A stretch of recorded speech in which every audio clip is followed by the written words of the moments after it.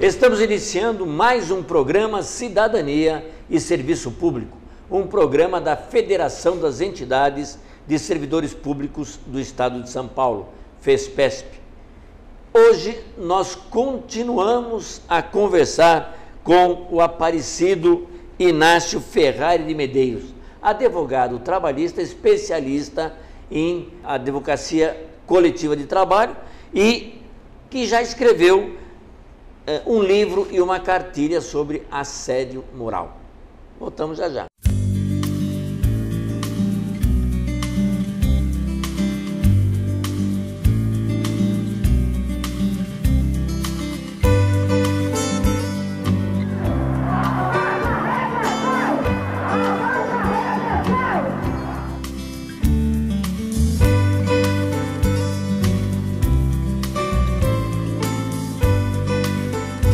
Estamos pedindo aquilo que nos é de direito.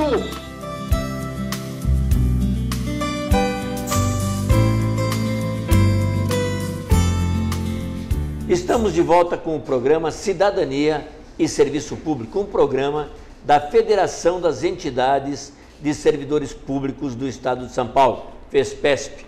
Continuando no programa de hoje, a nossa conversa com o Aparecido Inácio, advogado trabalhista especializado e que escreveu um livro aqui, ó, Assédio Moral no Mundo do Trabalho, que você encontra aí em quaisquer livrarias, né? Exatamente. Aparecido. E também uma cartilha muito interessante que está no site que nós vamos colocar aí embaixo. Qual é o site, Aparecido? www.inacioepereira.com.br. Isso, está lá, está aí embaixo do vídeo para você ver, uma cartilha sobre assédio moral no mundo do trabalho. Nós já falamos o que é esse assédio moral. Vamos repetir só um pouquinho para quem não viu o primeiro programa. Assédio moral é uma violência, é um abuso do poder de direção. Porque todo chefe, todo diretor de empresa, ele tem poder de direção. Ele tem que dizer quando o serviço é feito, como vai ser feito. Ele pode, inclusive, punir aqueles que não fazem, porque essa é uma regra contratual, né? Você me paga, eu trabalho. Eu tenho que trabalhar bem porque você tem que me pagar. E aí é a chamada bilateralidade contratual. Porém, o assédio, quando ocorre assédio moral, ocorre um abuso, uma exceção, uma violação da regra do bem viver. O local de trabalho tem que ser um local gostoso, a pessoa tem que ter prazer de trabalhar e ela não pode ser assediada, ou seja, não pode sofrer nenhuma violência. Por isso tem que haver um equilíbrio nas relações e quando esse desequilíbrio não acontece, há o assédio, há o abuso. Que é uma humilhação, na verdade, para o trabalhador. É uma humilhação. Agora, esse assédio moral necessariamente não acontece entre superior e subordinado. Ao contrário, tem grande parte dos assediados que nós já constatamos, como eu falei no programa anterior, que eu tenho mais de 2.500 casos concretos julgados pela justiça que eu cataloguei, que é o chamado assédio horizontal. Na grande maioria, 60% dos casos, 63% dos casos, é o assédio vertical, de cima para baixo, do chefe, do diretor, do gerente, dos parentes do dono da empresa, às vezes, do chefe da repartição, do supervisor, do diretor do cartório, né? Para com os seus subordinados. Agora, existe muito o assédio horizontal, de um colega contra outro, ou de um grupo de colegas contra outro grupo de colegas. Esse assédio horizontal, ele se dá principalmente com pessoas do grupo GLBTT, gays, lésbicas, bissexuais, transexuais e travestis. Assédio horizontal se dá principalmente com negros. O negro, minoria no local de trabalho. São fatos que eu relato no meu livro. Assédio moral horizontal se dá muito com obesos, tá? Ele é o único gordo da repartição, entendeu?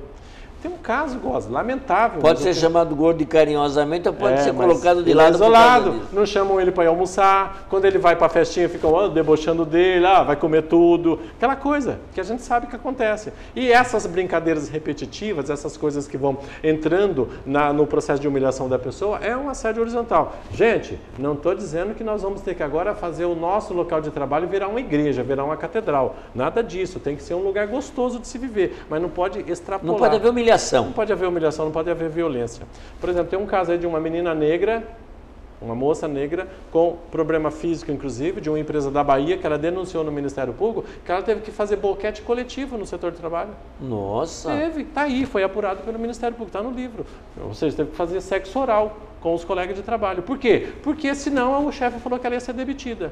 Tem um outro caso que eu denuncio um consórcio, eu denuncio porque eu peguei na justiça, um caso de um consórcio aqui de São Paulo, que o chefe falava para as vendedoras de consórcio que para aumentar as vendas era para elas dormir com os clientes.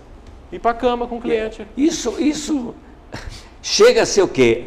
Um assédio sexual também? Não. No caso desse chefe que mandou fazer sexo oral? Não, não é assédio sexual. O assédio sexual, e aí eu tenho uma outra cartilha, nesse site que você está vendo aí, eu tenho as duas cartilhas, porque sempre que a gente vai dar palestra, essa pergunta que você me faz, o pessoal sempre faz. Assédio moral é assédio sexual? Quando o assédio moral é assédio sexual, enfim, essas coisas assim, né? Então, o assédio sexual tem uma lei. Ele está definido como crime. E o assédio sexual é quando o superior hierárquico busca no subordinado obter uma vantagem sexual em troca de alguma coisa. Geralmente, 99% dos casos é o homem assediando a mulher, é o gerente assediando uma subordinada, é o chefe assediando a secretária. Você transa comigo, senão te demito. Você transa comigo, senão eu rebaixo você de função. Você transa comigo, senão eu transfiro você para um outro setor. É a forma de obter um ato ilícito mediante um abuso de uma situação. E o assédio sexual sempre se dá de maneira vertical, de cima para baixo, visando obter um favor sexual.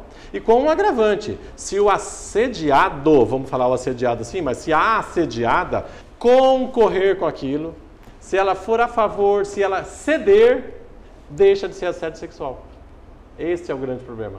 Então a pessoa tem que resistir. Está sofrendo assédio sexual, para você se livrar do assediador, denuncie. Não vai para a cama com ele não, porque você acaba sendo conivente e descaracteriza o assédio. Pode virar outra coisa, vira abuso de poder, pode virar outra coisa, mas descaracteriza o assédio sexual. Agora, sabe por quê? Porque é principal, as mulheres têm que denunciar o assédio sexual, porque ele é crime da cadeia. Não dava antigamente, mas agora virou crime. Foi um projeto da deputada Yara Bernardi, é o artigo 224A do Código Penal, da cadeia. O assédio moral é mais frequente contra mulheres? Muito mais. Ou tem uma igualdade entre mulheres e homens? Muito mais. As mulheres são campeãs em vítimas de assédio. No livro, inclusive, eu coloco uma lista das situações em que a mulher é assediada. Por exemplo, restringir o uso do banheiro. As empresas de telemarketing, elas restringem o uso do banheiro. Não aquele exemplo que eu dei no programa passado de não pôr banheiro no local. Tem banheiro, mas a mulher fala para o chefe, olha chefe, eu preciso no banheiro. Ele fala assim, 5 minutos, hein? Mas nós sabemos que a condição biológica da mulher é diferente do homem, né? Ou seja, as necessidades fisiológicas da mulher não se resolvem tão facilmente como a do homem. A mulher, ela menstrua. A mulher, ela passa por processo biológico diferente. Então, essa restrição do uso de banheiro é uma forma de assediar as mulheres no local de trabalho, né? A revista na mulher, por homens, isso é uma forma de assédio. Que isso? Sabe? Ficar palpando a bolsa, botando a mão lá dentro da bolsa. Então, no livro aí a gente cita uma série de exemplos, mas a mulher é campeã. A mulher, e dentro do universo das mulheres, a mulher negra. Entendeu? E dentro do universo das mulheres, a mulher bancária. E, infelizmente, no funcionalismo. E na saúde. Entendeu? Então a gente setorizou tudo isso aí e está tudo pontuadinho na cartilha. Num dos capítulos aqui da cartilha você coloca porque o assédio moral é frequente no âmbito do serviço público. Uhum. É mais frequente no âmbito do serviço público? É muito grande. É muito grande. É muito grande por quê? Porque a disputa, porque a situação que o funcionalismo vive é uma situação que clama a atenção, né? Com a tua experiência que você tem no movimento sindical, na frente da CETED, eu estou advogando para a FUSE, para o Centro de Saúde, para outras entidades do funcionalismo há 22 anos, a gente vê coisas assim do arco da velha, né? Por quê? Porque as diretorias dos fóruns das setores transferem para os seus subordinados, para o juiz diretor do fórum, transfere para os serventuários que têm cargo de direção, a responsabilidade excessiva por uma série de coisas, não coloca funcionários no lugar, baixos salários, isso leva a uma degradação do ambiente de trabalho. E no funcionalismo público cresceu muito o assédio. Cresceu a tal ponto que a Assembleia Legislativa de São Paulo aprovou uma lei definindo o que é assédio moral. no serviço público, e que infelizmente o governador Geraldo Alckmin vetou, né? Quem está nos ouvindo, se sentir que está sob assédio moral, o que ele faz? O que ele deve fazer? Provas. Pegue provas. Não deixe de fazer a denúncia, mas cerque-se de provas. Testemunha, filmagem com celular. Aliás, falar em prova, esse brinquedinho aqui, ó, que você tem, que eu tenho, que todo mundo tem hoje, que o Brasil já tem 3 vezes mais o número de celular que o número de habitantes, né? Esse brinquedinho aqui serviu como prova num caso que aconteceu em Cumbica, né? E vocês veem que para toda pergunta tua tem uma resposta, um caso concreto, que é um absurdo. A criatividade humana é impressionante. Um trabalhador que faz limpeza do avião, daquelas empresas terceirizadas, quando a gente desce do avião que vai ali varrer e tal, tirar o lixo, esse trabalhador, quando ele recolheu o lixo, ele viu um pedaço de pizza que supostamente não tinham comido, ou seja, estava aquele triângulo formado, né, do pedaço de pizza. E aí ele pegou e comeu o pedaço de pizza. Estava com fome e tal, numa situação, né? Pegou, comeu, achou que o pedaço de pizza estava limpo ali, na Marmitex ali, e comeu. Os colegas dele viram aquilo e começaram a chamar ele de comilão de pizza, de sujão, de bobão, não sei o que, tal. Aquilo virou uma loucura no local ali no aeroporto. Assédio moral. Assédio moral. Começaram a degradar, humilhar o rapaz porque ele fez aquilo. O chefe soube daquilo, fez uma circular dizendo o seguinte: a partir de hoje é proibido os funcionários que fazem limpeza, tal, avião, não sei o quê, comer pedaço de comida, pizza, não sei o quê, tal. Não sigam o exemplo do fulano, porque senão vocês serão punidos. E pôs o nome dele e pôs no mural da parede. Estava lá a prova. Ele fez o quê?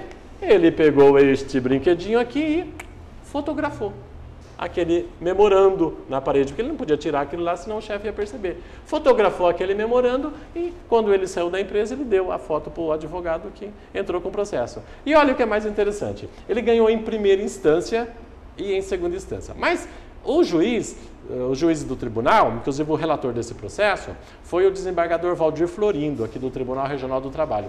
Ele condenou a empresa a pagar uma indenização para esse empregado de R$40.014. 40 mil pelo dano moral. Beleza? E os R$14? Por que você acha que o desembargador condenou a empresa ainda a pagar mais R$14? O preço médio de uma pizza de mussarela, mais ou menos, custa isso, não custa?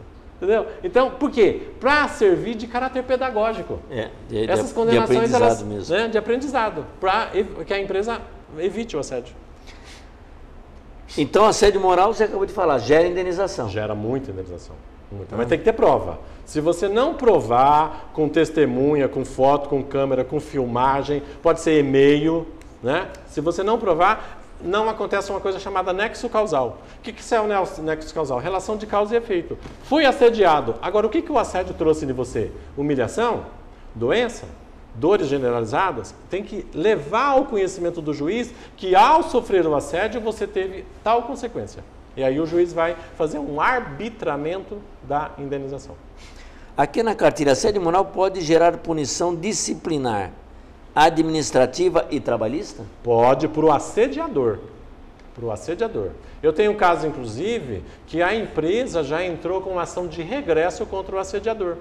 Por quê? Porque ela chegou à conclusão de que ele, enquanto chefe, extrapolou as determinações que a empresa deu. A empresa pagou a indenização, mas entrou com ação contra ele. No serviço público, tem inclusive na cidade de São Paulo, aqui na cidade de São Paulo, a lei 13.288, que regulamenta o assédio moral no serviço público, ela prevê, aqui na cidade de São Paulo, que o funcionário que assediar o outro, ele vai passar por curso de reciclagem. Se mesmo assim ele não se conter, se ele continuar assediando, ele vai sofrer advertência ou suspensão e vai pagar uma multa. Isso está na lei aqui da cidade de São Paulo, mas que estava na lei estadual também, mas o Alckmin vetou.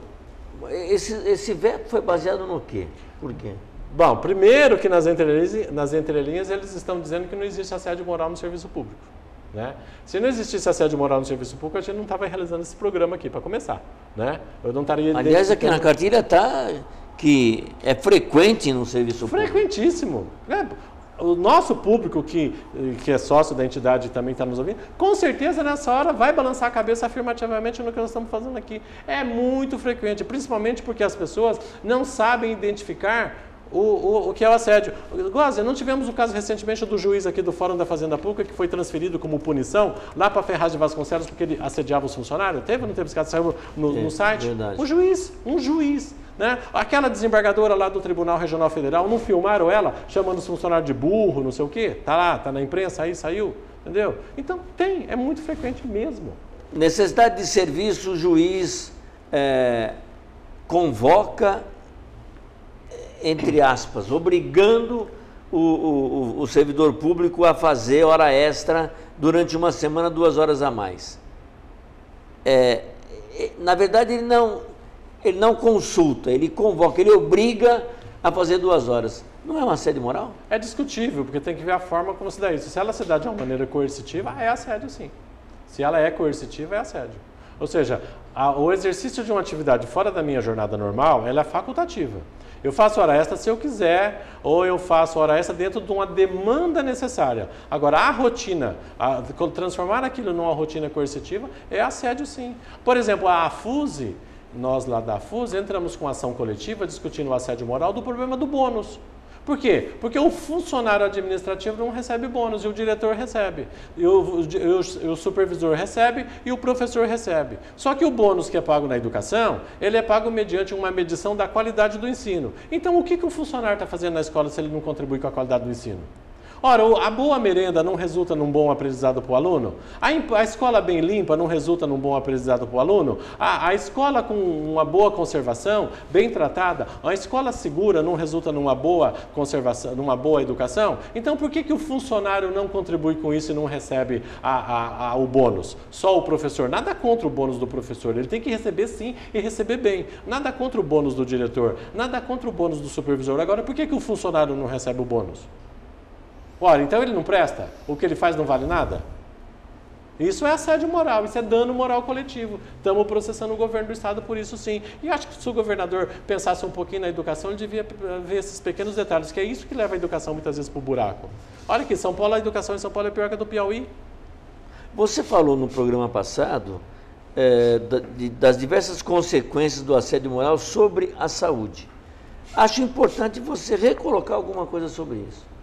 Porque você colocou vários problemas de saúde que, ao estudar o caso, você vê que é decorrência do assédio moral. As pessoas, primeiramente, elas têm que aceitar que elas são assediadas. Elas têm que aceitar que elas passam pelo problema e elas têm que procurar uma ajuda. Primeira coisa, do ponto de vista jurídico, cerque-se de provas e procure o sindicato. Se não tiver sindicato aí na sua cidade que você está nos assistindo, vai no Ministério Público do Trabalho.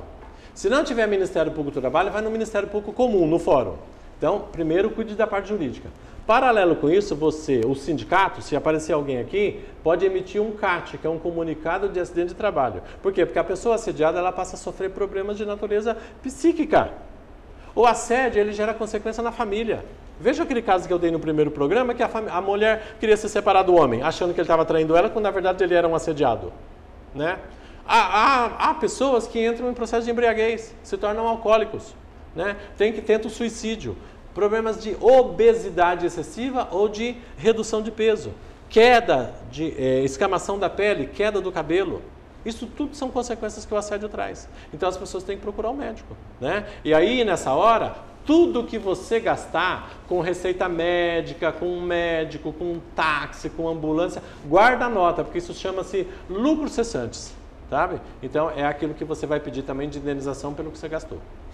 Tá aí. Conversamos com o doutor Aparecido Inácio Ferrari de Medeiros, conhecido no meio sindical como Aparecido Inácio, que é advogado trabalhista especializado em direito coletivo do trabalho e que lançou um livro e uma cartilha. Está aqui o livro, Assédio Moral no Mundo do Trabalho, né? E a cartilha é Assédio Moral no Mundo do Trabalho. Aliás, a cartilha a gente já colocou e voltamos a colocar, que está no site do Aparecido Inácio. E o livro tá certo? Da editora. E o livro da editora Ideias e Letras. Então, tá aí, você acabou de ter uma conversa que te deixou, com certeza, bem claro sobre o assédio moral. E agradeço a sua presença.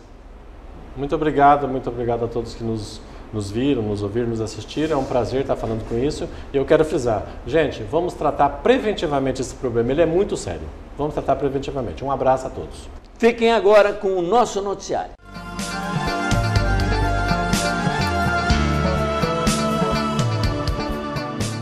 Bom, agora vem o noticiário do programa Cidadania e Serviço Público. Mas hoje é um dia especial porque eu estou retomando o noticiário, porque o nosso grande companheiro Antônio Carlos Duarte Moreira foi empossado recentemente, no último dia 12 de janeiro, como presidente da Associação dos Funcionários Públicos do Estado de São Paulo. Eu não poderia deixar nesse momento de agradecer Duarte, que ao longo de muito tempo ficou dando essa voz, dom que ele tem, maravilhoso para os noticiários que eu escrevo, e agora eu retomo. O telespectador vai voltar a se habituar com a minha imagem na tela, sem a voz do Duarte, porque o Duarte agora ele vai assumir a presidência da FIPESP. Eu aproveito, Duarte, parabenizando você mais uma vez. Nós já tivemos a oportunidade de conversar pessoalmente, inclusive nós estivemos na sua cerimônia de posse.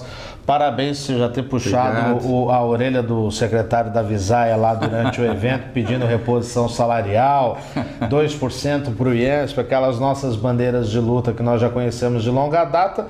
E em nome da diretoria da FESPESP, do Conselho de Representantes, a gente deseja a você que não vai ser fácil. A FIPESP, como todos nós sabemos, é a maior entidade de servidores públicos da América Latina, quase 250 mil associados, fora dependente e agregado, vai dar uma população aí de quase 700 mil pessoas, mas desejar um mandato profícuo e que você, sempre que puder, esteja presente aqui no Cidadania e Serviço Público, trazendo informações da FIPESP e esse trabalho de comunicação que você faz em defesa do funcionalismo há mais de 4 décadas. Então, parabéns. E agora o Duarte se despede de vocês.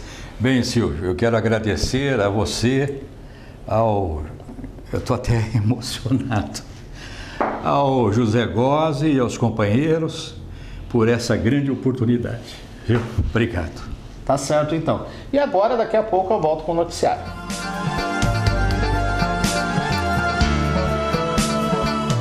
E agora, as principais notícias que interessam a você, servidor público.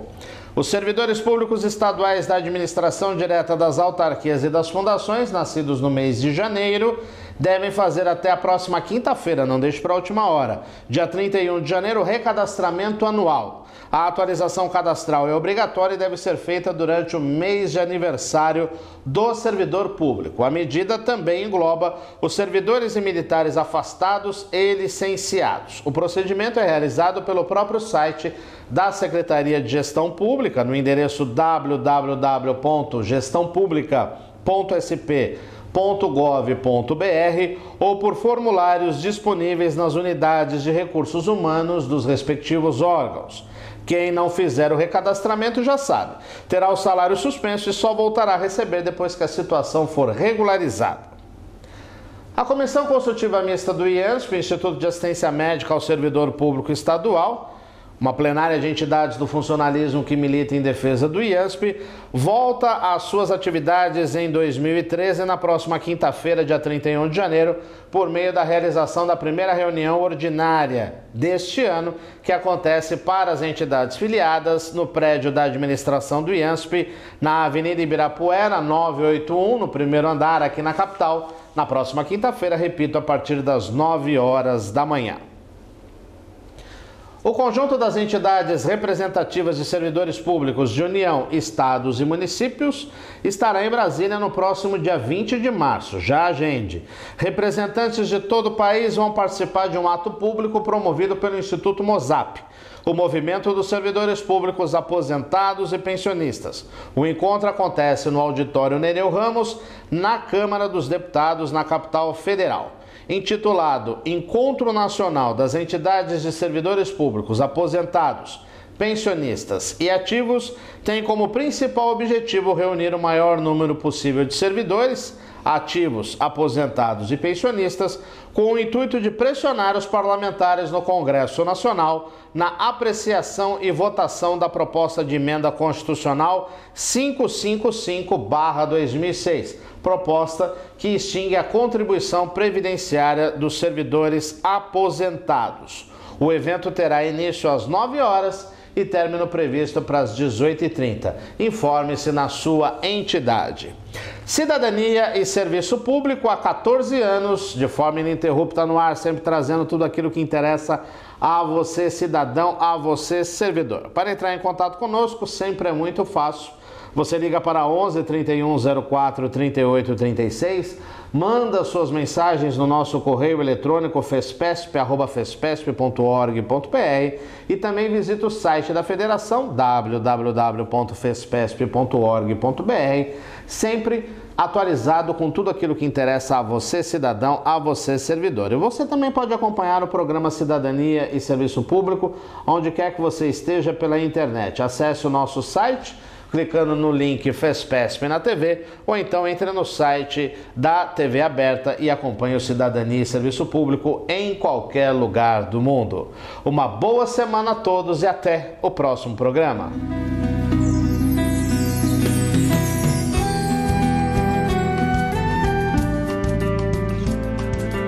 Chegamos ao fim de mais um programa Cidadania e Serviço Público, um programa da Federação das Entidades de Servidores Públicos do Estado de São Paulo.